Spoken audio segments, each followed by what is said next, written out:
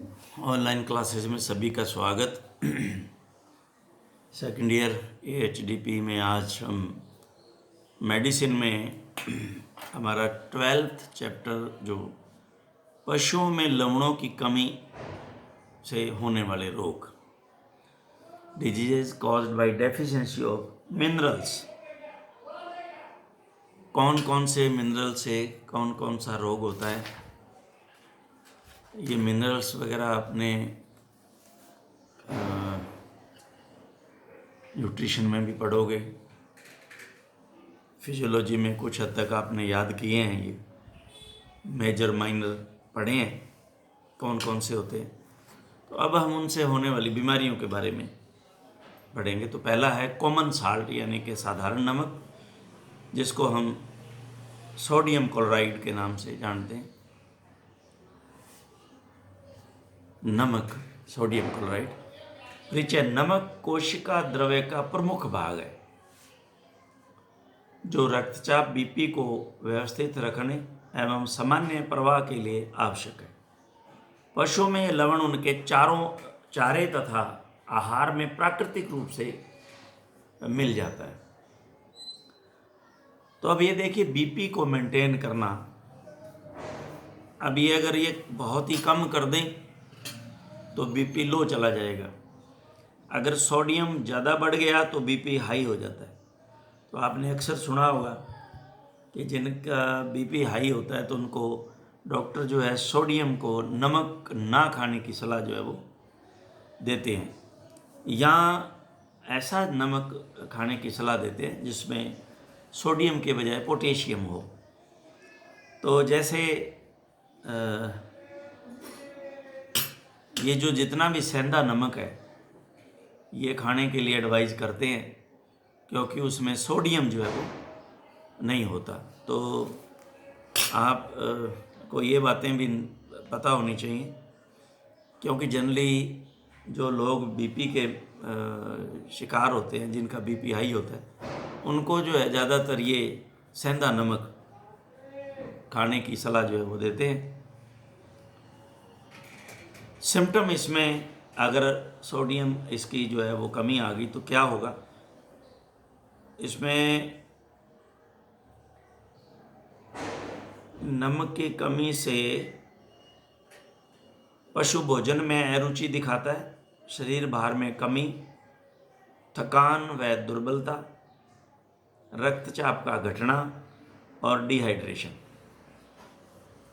और एक इसमें जो खास नहीं दिया जो है, पशु हीट में नहीं आता, ये भी आपको मैं बता देता हूँ। वैसे तो ये सारे कारण उसके अंदर शामिल हैं। क्यों नहीं आता? क्यों भोजन में रुचि नहीं लेता, शरीर भार कम है, थकान महसूस करता है, तो कैसे आएगा उसमें? हीट में आएगा ही नहीं। तो जनरली जो है, मैंने ये प्रैक्टिस के दौरान देखा है कि गाँव के अंदर लोग जनरली ये पहले लोग बड़ा ध्यान रखते थे गाँव में। तो पहले क्या करते थे, वो जो साबुत नमक का थैला ले आते थे और जो है एक मुट्ठी नमक जो है, जो बंटा जो है बनाते थे, जो उसको गर्म करते थे, सींचते थे, तो उसके समय एक जो है इस तरह का एक पशु के लिए वो एक मुट्ठ डालते ही डालते थे। ये मैंने देखा है, हमारे स्वयं के घरों में देखा था। लेकिन आजकल क्या है, वो नमक डालना भूल जाते हैं। तो ये नमक की कमी भी बहुत बड़ा कारण है पशुओं में। जो है कहते हैं कि जानवर हमारा हीट में नहीं आ रहा, बोल नहीं रहा। तो ये बड़ी समस्या है गाँव के अंदर। तो आप सिर्फ एक एडवाइस दे सकते हो कि भाई आप उसमें नमक देते हो कि नहीं। आमतौर से लोगों में ये मिलेगा कि भी नहीं देते। कुछ गाँव में समझदार लोग हैं, वो देते ही देते हैं। तो ये बड़ा इम्पोर्टेंट जो है रोल अदा करता है इसके अंदर, क्योंकि ये जो सारा का सारा खेल है, नमक कम होने से भोजन में अरुचि होगी तो कम खाएगा, तो शरीर में कम लगेगा, तो हीट में कहाँ से आएगा। वजन में कमी होगी, तो हमने पीछे पढ़ा, गाइनोकोलॉजी में पढ़ा कि वजन प्रॉपर होना जरूरी है, एज मायने नहीं रखती हीट में आने के लिए। तो यहाँ शरीर भार में कमी, थकान और दुर्बल रहेगा, थकान रहेगी तो कहाँ से वो हीट में आएगा। रक्तचाप का घटना और डिहाइड्रेशन। तो इसमें उपचार के अंदर हम पशु को, और मैंने तो यहाँ तक देखा है कि ह्यूमन बीइंग में अगर नमक की कमी आ गई, ऐसे पेशेंट देखे हैं मैंने, नमक की कमी आ गई जिनके अंदर, तो उनके अंदर पूरा का पूरा नर्वस सिस्टम ही डिस्टर्ब हो गया उनका। देखा है मैंने, वो बेहोश हो गए, पागलों की तरह इस तरह से जो है सिर हिला रहे हैं, और गांव में कुछ समझ में नहीं आया उनके। तो वो क्या करते हैं, वो तो एक वही है, बस एक नॉर्मल ट्रीटमेंट उनके पास में। तो कहीं अच्छे हॉस्पिटल में भी ले गए तो भी वहाँ भी कोई इतना बढ़िया नहीं समझ में आया उनके भी ये क्या हो रहा है। कोई तो उसको सेंट्रल नर्वस सिस्टम कोई ब्रेन की डिजीज घोषित कर रहा है, कोई कुछ कर रहा है। लेकिन जब उसका ब्लड जो है वो टेस्ट करवाया गया और उसके अंदर मिनरल्स की जांच करवाई गई तो सोडियम की कमी पाई गई। और मेरी आंखों से मैंने उसको देखा कि जैसे उसको नॉर्मल सलाइन की 2 बोतलें लगी और वो पेशेंट बिल्कुल ठीक होके घर चला गया। देखिए कमाल की बात है। तो ऐसी स्थिति भी आती है, तो इसलिए इसका आपको नॉलेज होना बड़ा ज़रूरी है। तो इसमें हम ये देखिए, पशु को नॉर्मल सलाइन खुराक 1000 ml IV, वही हो गया 500 की 2 ml, ह्यूमन बीइंग में 2 बोतल लगाई थी धीरे धीरे 2 दिनों में। तो ये बड़ा इम्पोर्टेंट रोल अदा करता है। तो अब आता है इसके बाद में कोबाल्ट डेफिशिएंसी, कॉपर कोबाल्ट, ये भी हीट के लिए, सोडियम ये हीट के लिए जानवर के अंदर बड़ा ज़रूरी है। कोबाल्ट की कमी तो आपको पता है B12 नहीं बनेगा, अभी पीछे हमने पढ़ा। तो अगर B12 नहीं बनेगा बॉडी में, क्योंकि सिंथेसिस इसका होता है, तो अभी B12 की कमी से हमने पीछे विटामिन में पढ़ा कि कितनी तरह की जो है नर्वाइन डिसऑर्डर हो जाते हैं, पीछे हमने पढ़ा। कोबाल्ट, इस लवण की कमी से निम्न लक्षण, पशु में भोजन के प्रति रुचि निरंतर कम होने लगती है, जैसे पशु थक वो कमजोर, सेम रक्त की कमी, दुग्ध का ऊन का उत्पादन कम, स्नायु प्रदाह व दुर्बलता, नर्वाइन वीकनेस। पशु को कोबाल्ट सल्फेट 0.5 ग्राम देते ही ठीक हो जाता है। अब इसमें 500 मिलीग्राम की टेबलेट 500 मिलीग्राम की हैं शायद, आती हैं कोकू टेबलेट के नाम से आती हैं, जिसमें कॉपर और कोबाल्ट होता है। अब उसमें 250 होती हैं या 500 होती है, ये मुझे अब याद नहीं है, लेकिन ये शायद 50 की पैकिंग आती है या 100 की पैकिंग। तो हम ये 5 सुबह शाम पशु को दिलवा देते थे, जो जानवर बोलते नहीं थे, हीट में नहीं आते थे। तो ये रिस्पॉन्स आती थी कि 15 दिन के बाद में वो अच्छा, नमक और ये कोकू टेबलेट ही सफिशिएंट होती थी। तो ये ध्यान रखने वाली बात है। गाय व भेड़ को प्रतिदिन 0.11 मिलीग्राम पर केजी ड्राई मैटर के हिसाब से देना चाहिए, उसमें ये जो है कोबाल्ट होता है।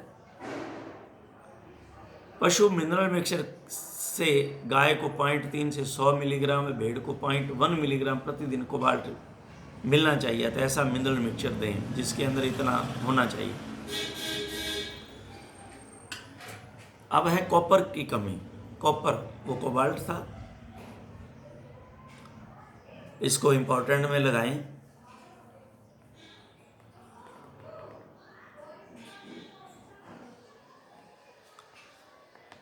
क्योंकि इसके कई लक्षण जो है बड़े इम्पोर्टेंट हैं।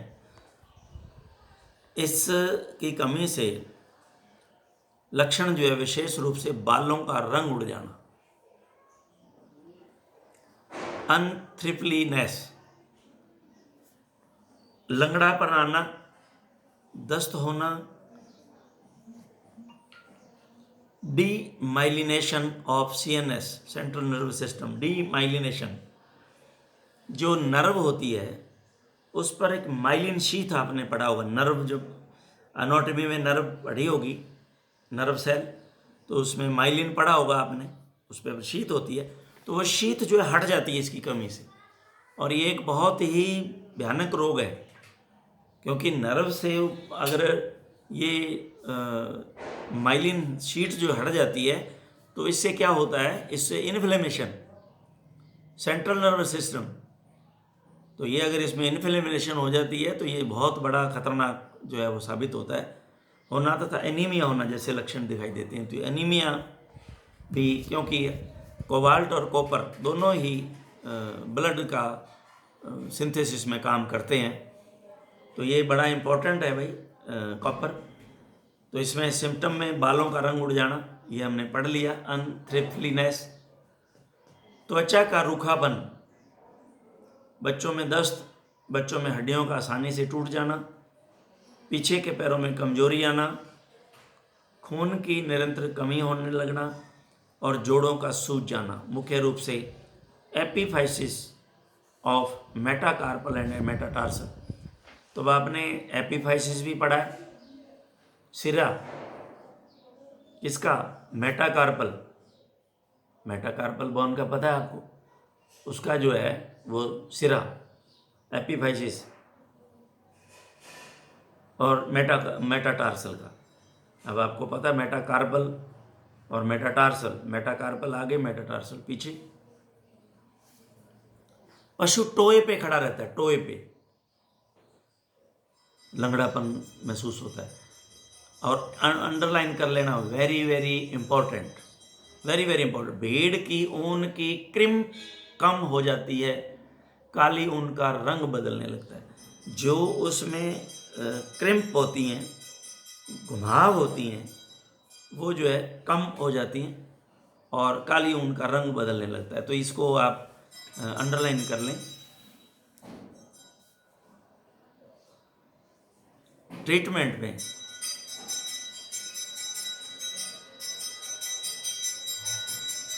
मुंह द्वारा कॉपर सल्फेट पिलावें। कॉपर सल्फेट नीला तोता गाय में 8 से 10 ग्राम, छोटे बच्चे में 4 ग्राम। ये तो ज़्यादा है, नो। कॉपर सल्फेट 3 से 5 ग्राम गाय में होता है और 1 से 2 ग्राम छोटे बच्चों में। ये मैंने दिए हुए हैं पुड़िए बना के खूब सारे, तो इसको मैं आपको चेक करके बताऊंगा, क्योंकि ये 3 से 5 ग्राम अगर ये सही है तो ओके है, हो सकता है मैं गलत हूँ, लेकिन हम 3 से 5 ग्राम की पुड़िया खूब जो है वो हम गाँव में बांट के आए हैं। ये कॉपर सल्फेट खूब था, हॉस्पिटल में पीस लिया उसको, पुड़िया बना ली और हम गाँव में उसको देखते थे। तो कॉपर की कमी नहीं हो। उससे क्या होता था, अगर जो जानवर कमज़ोर है उसको भी दे दो, उसमें खून बनेगा, और अगर वो हीट में नहीं आता तो भी आप दे दो उसको, तो भी वो हीट में कॉपर और कोबाल्ट ज़रूरी है। तो ये हमने खूब जो है वो बांटा है। तो 3 से 5 ग्राम की पुड़िया, इससे ज़्यादा हमने नहीं दिया, लेकिन लेट वी सी, देख लेंगे। इंजेक्शन कॉपर ग्लाइसिनेट, ये कॉपर का इंजेक्शन भी आता है, और ये इसकी कमी से एक बात इन्होंने नहीं लिखी है, लेकिन मैंने ये देखा है कि इसने लिख नहीं रखा, आप लिख लो इसको, कॉपर की कमी से, क्योंकि ये मैंने ट्रीटमेंट किए हैं। कॉपर की कमी से रेड वाटर डिजीज भी होता है, फास्फोरस एंड कॉपर दोनों की कमी से होता है। तो अगर फास्फोरस से नहीं जानवर वो ठीक होता, तो आप जो है कॉपर सल्फेट, ये आता है 500 मिलीग्राम, 500 मिलीग्राम की एक वाइल आती है, उसमें आप डिस्टिल वाटर डाल लें, या उसमें जो है इसको डीएनएस में मिला लें, घोल लें और उस ड्रिप में उसको डाल दें, आईवी उसको दे दें। ये मैंने देखे हुए केस हैं जहां फास्फोरस ने काम नहीं किया, वहां कॉपर ने काम कर दिया। तो ये भी इसमें नोट कर लें आप कि रेड वाटर डिजीज़ भी इससे होती है, रेड वाटर। तो यहाँ नहीं लिखा हुआ, मैं इसको लिख देता हूँ ताकि ये भविष्य में भी रेड वाटर डिजीज़, ये भी हो जाती है, ये भी इसका सिम्टम है। तो अब इसमें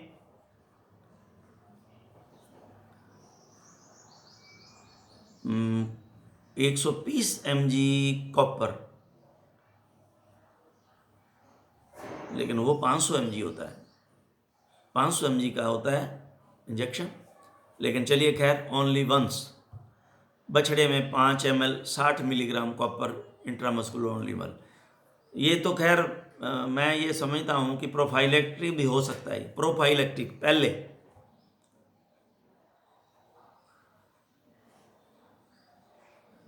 और ये हो सकता है ये जो जितने भी बाकी सिम्टम दिए हैं, इन सब में इतनी डोज काम कर जाती हो, इनका ट्रीटमेंट के लिए हो सकता है ये ट्रीटमेंट। लेकिन उसमें तो 500, मैंने क्योंकि मेरे स्वयं ने उस इंजेक्शन को लगाया हुआ है, तो वहाँ तो 500 mg से कम काम नहीं करता रेड वाटर में। तो ये आप नोट कर लें यहाँ पे, इस लेक्चर को सुनते सुनते अपनी बुक में लिख लें, ये यहाँ अपनी क्लिनिकल डायरी में लिख लें आप। कंट्रोल, सामान्यतः कैटल को 10 मिलीग्राम व शीप को 5 मिलीग्राम प्रति केजी शुष्क पदार्थ के हिसाब से दें। प्रति सप्ताह कैपिटल 5 ग्राम और शीप 1 ग्राम। तो ये इसका नियंत्रण में ये रहेगा इसके लिए। नेक्स्ट वन हमारे पास आयोडीन डेफिशिएंसी, ये भी एक बहुत इम्पोर्टेंट मिनरल है और ये भी एनिस्ट्रस का कारण बनता है। या सेक्स लिबिडो, इच्छा, प्रेजेंट उसकी सेक्स की इच्छा ही खत्म हो जाती है, लिबिडो, सेक्स लिबिडो कम हो जाना, आयोडीन की कमी। इस लवण की कमी से गोइटर, तो ये तो हमने बहुत 8वीं से पढ़ते आ रहे हैं, घेंगा रोग गले में, ये तो पता ही है हमें। थायराइड ग्लैंड का आकार बढ़ जाता है और घेंगा रोग होता है, इसको हम बोल देते हैं। इसमें लक्षण हैं उपरोक्त दोनों विशेष लक्षण हैं। इसके अलावा निम्न है, नर पशु की सेक्स लिबिडो कम हो जाती है नर में, और मादा पशु ताव में आता ही नहीं है। देखिए अब आप, इट इज़ वेरी इंपॉर्टेंट। तो अगर आप उस समय जो मैं नमक की बात कर रहा हूँ, अगर उसको आयोडाइड नमक दे देते हैं, आयोडिनाइज्ड, तो ये आपकी समस्या और हमेशा नहीं देना उसको, ये भी ध्यान रखना। आयोडिनाइज्ड नमक तभी तब तक देना है जब तक वो हीट में नहीं, हीट में आने के बाद में उसकी ज़रूरत नहीं है, आप नॉर्मल नमक दीजिए। लेकिन उसमें आयोडीन है तो ये एक आपका मतलब हल कर सकता है, कहने का ये मेरा मतलब है। मादा पशु में अबॉर्शन हो जाता है, बच्चा कमज़ोर पैदा होता है, बालों की चमक कम हो जाती है, नवजातों में खाल पर बाल नहीं होते, एलोपैथिक होता है, और शारीरिक व मानसिक वृद्धि रुकना, मानसिक वृद्धि रुकना, आयोडीन। अब ट्रीटमेंट में हमारे पास एंड कंट्रोल 0.8 to 1 मिलीग्राम पर केजी ड्राई मैटर के हिसाब से पशु को प्रतिदिन दें।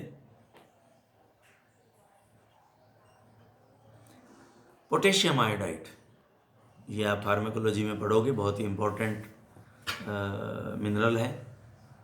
पोटेशियम आयोडाइड बहुत जगह काम आता है।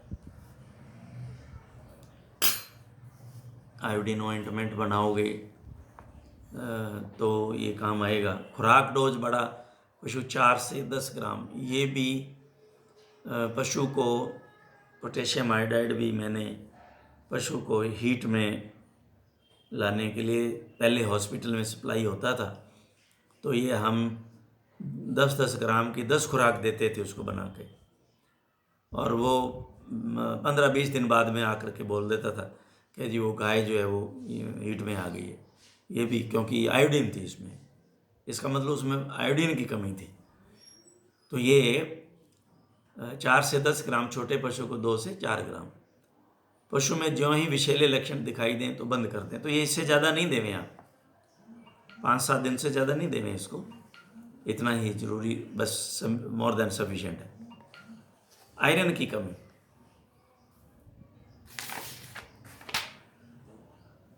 इस लवण की कमी से हमें पता ही है एनीमिया, ये बहुत पहले से शुरू से पढ़ते आ रहे हैं, 8वीं से पढ़ते आ रहे हैं।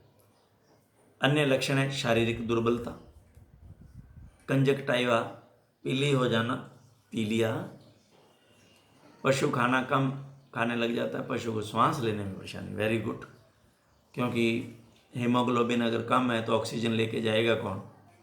ऑक्सीजन बाइंडिंग तो उसी से होगी ना। तो ये पशु को सांस लेने में परेशानी, ऑक्सीजन का लेवल कम। पशु के सिर व आगे के पैरों पर एडिमा हो जाता है, एडिमा सूजन आ जाती है, इसको लिख ले, सूजन आ जाती है पशु के सिर व आगे के पैरों में। उपचार में इंजेक्शन इम्फेरॉन, और मैंने आपको पशु को फेरस सल्फेट और फेरस ग्लूकोनेट गुड़ में खिलावें। इंजेक्शन इम्फेरॉन मैंने आपको बताया था कि ये बड़ा डेंजरस इंजेक्शन है, क्योंकि ये रिएक्शन करता है। तो आप 2 ml इंट्रामस्कुलर और IV तो भूल के भी ना दें। ये पता नहीं क्यों लिखा है इन्होंने, नेवर, डोंट गिव और नेवर गिव IV इम्फेरॉन। और मैं तो ये आपको राय देता हूँ कि आप जब भी ये लगाएं तो दूसरी साइड में एविल उसमें ज़रूर लगा दें, जानवर में। और अगर कोई प्रेग्नेंट नहीं है, जहाँ आपको ऐसा लगता है कि हीफर टाइप है, दूध वूध नहीं दे रहा है, ड्राइड जानवर है, तो उसमें डेक्सा भी लगा दें आप। ये मेरी आपको पर्सनल जो है वो राय है, यहाँ नहीं दिया हुआ, लेकिन क्योंकि मैं मार खाए हुए हूँ, इससे मात खाए हुए हैं, क्योंकि फिर भाग दौड़ होती है, और भाग दौड़ और कई बार तो ये पार नहीं पड़ती, आपके पास वो नहीं होता एंटी एलर्जी, और ये एलर्जी करता है और जानवर ख़त्म हो जाता है। ये भी ध्यान रखें, क्योंकि मैंने तो 2 इंजेक्शनों के बारे में जो है ख़ास तौर से नोट किया हुआ है। हिविट के बारे में मुझे जानना हुआ है पॉलीक्लिनिक से, और ये मैंने एक डॉग को लगाया था तो गड़बड़ हो गई थी, तो उसी समय मुझे दौड़ के ये जो व्यवस्था करनी पड़ी, बच गया। लेकिन ये जो है कि बच गए दोनों, लेकिन मकान उससे उसके मालिक से ये अवश्य जो सुनना पड़ा कि साहब आपको ये ध्यान से लगाना चाहिए, आपको पता है। जब मैंने कहा भाई ये हमें पता ही नहीं कि ये इस तरह की एलर्जी करता है, लेकिन चलिए मालिक ने आपकी और मेरी दोनों की रख ली, अच्छी बात है। तो उसके अंदर तुरंत जो है ये व्यवस्था करनी पड़ी मेरे को, इसलिए आप इसका ध्यान रखें। इम्फेरॉन गलती से भी IV तो दें ही मत कभी, और इंट्रामस्कुलर लगा करके वेट करें, नहीं तो काहे का वेट करना है, क्योंकि वेटनरियन के पास जो है, जो आप लोग LSA बनोगे तो भी भाग दौड़ होती है, अच्छा काम करने वाले के लिए समय नहीं होता, तो आप उसी समय उसके IV लगा दो ताकि ख़त्म दिक्कत। और अगर कोई दूध वगैरह देने वाला नहीं जानवर है, ऐसा हाइपर टाइप है, तो उसको आप डेक्सोना लगा दो 4 या 5 ml साथ में। और ये इम्फेरॉन, इसके बाद में आता है हमारे पास कैल्शियम डेफिशिएंसी, तो इसको हम हमारे नेक्स्ट जो है वो लेक्चर में कंप्लीट करेंगे। तो आज के लिए, क्योंकि एक लेक्चर में हम पूरे कभी बाकी मिनरल्स को शायद ले लेंगे, इसके लिए आज इतने काफ़ी। Thank you madam.